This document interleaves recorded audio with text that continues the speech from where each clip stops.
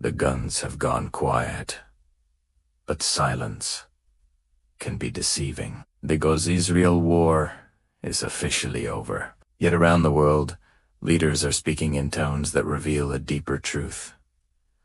The war may have stopped, but the struggle for peace has only begun. This is Court Ruth Documentaries, where headlines end, but the real story begins. For nearly 2 years, the world watched as Gaza was battered by relentless airstrikes, sieges, and displacement. October 7, 2023, marked the start of a tragedy that reshaped geopolitics. And now, in late 2025, a fragile ceasefire has been declared, one negotiated through factional diplomacy, hard bargains, and public outrage. The United States emerged as the primary broker of the deal.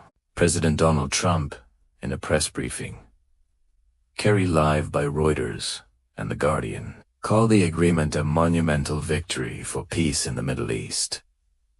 The U.S. pledged a 20-point reconstruction plan, $billions to rebuild infrastructure, restore electricity, and support a multinational security mission led by Egypt. Washington also signaled that it would back international monitoring to ensure neither Hamas nor Israel violates the new accord. But critics, including voices from the Washington Post and Al Jazeera, pointed out what the U.S. did not say: issues like Palestinian statehood, Jerusalem, and the right of return remain unresolved. Spain took a different approach. Prime Minister Pedro Sánchez declared before Parliament, "There is a line between defense and devastation.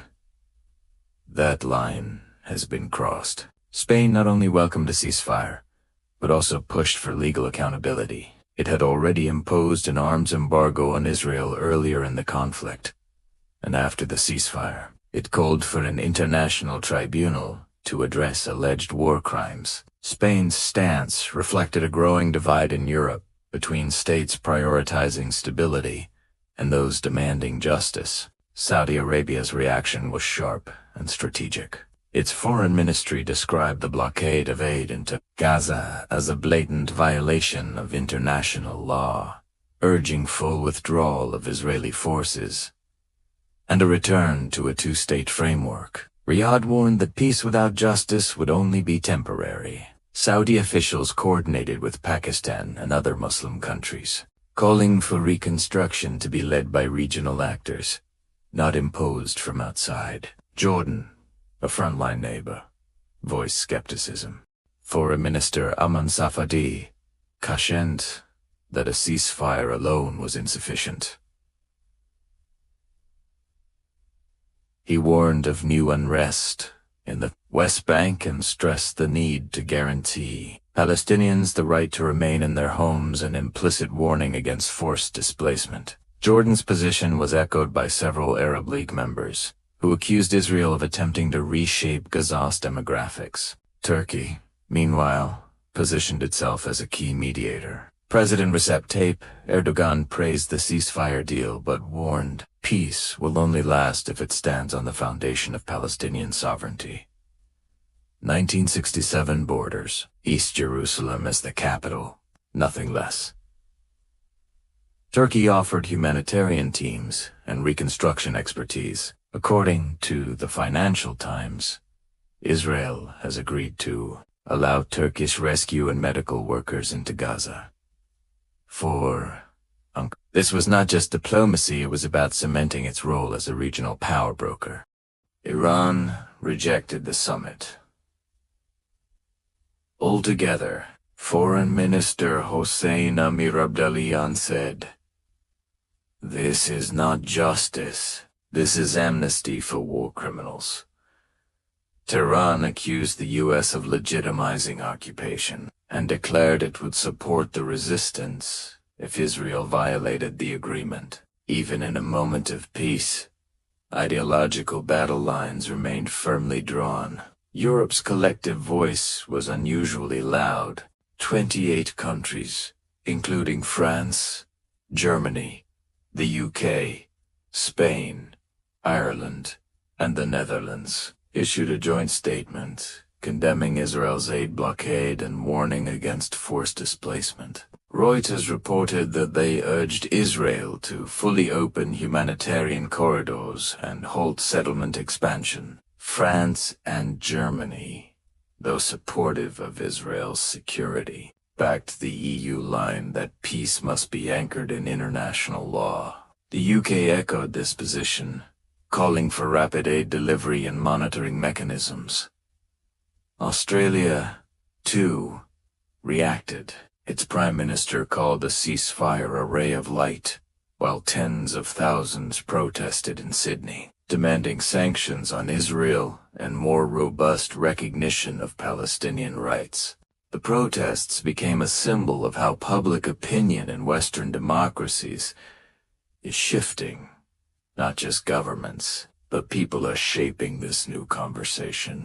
Meanwhile, controversy simmers over Hamas's role. The New York Times and Al Jazeera report that Hamas has refused to fully disarm, citing fears of leaving Gaza vulnerable. Israel, in turn, has delayed the release of some prisoners, demanding the return of all hostages and remains. According to People magazine and Reuters, all 20 living hostages have now been released, but several deceased were returned in silent convoys. The scars of captivity remain deep. The international legal conversation is growing louder. Spain, Ireland, and South Africa are preparing submissions to the International Criminal Court.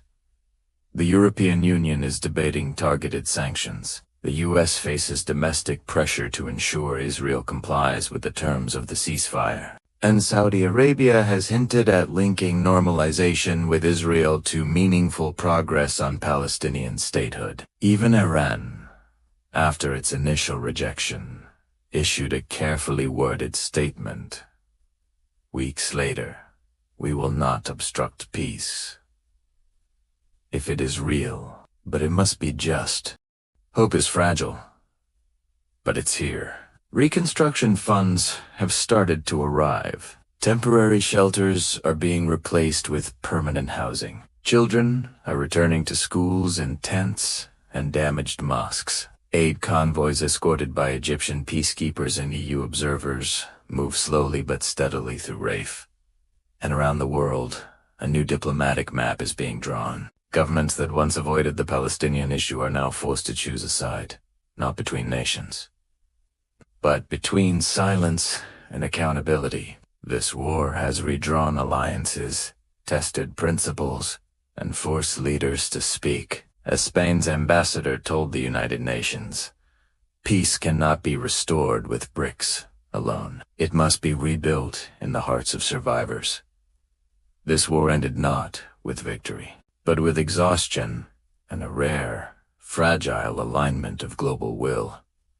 The United States calls it a new chapter. Saudi Arabia calls it a test of justice. Turkey calls it a step toward sovereignty. Europe calls it a moral imperative. Iran calls it a deception. And Gaza calls it survival. True peace is not the silence of warplanes. It's the sound of a child sleeping without fear. It's the power of governments choosing humanity over politics. And it begins now. You've been listening to Court Ruth documentaries, where truth has no borders, and silence has no place. For months, the world watched in disbelief as the Gaza-Israel conflict tore through lives, families, and futures. And when the headlines finally said the war has ended, something changed.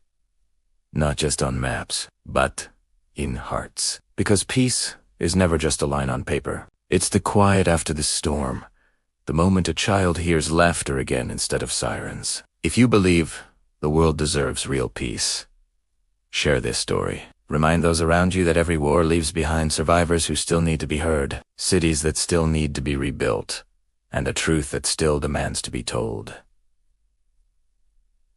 Leaders may sign agreements, but lasting peace isn't signed. It's built, slowly, painfully, powerfully, by people who refuse to look away.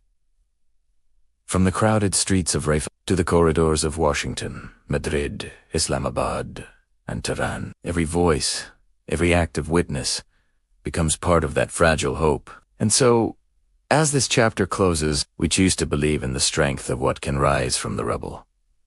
A future where children in Gaza, Tel Aviv, and beyond can dream without fear. Until next time, I'm your host from Court Roots Documentaries, uncovering what others conceal and revealing the truth behind the noise. Peace is not inevitable, but it is possible, and that possibility begins with you.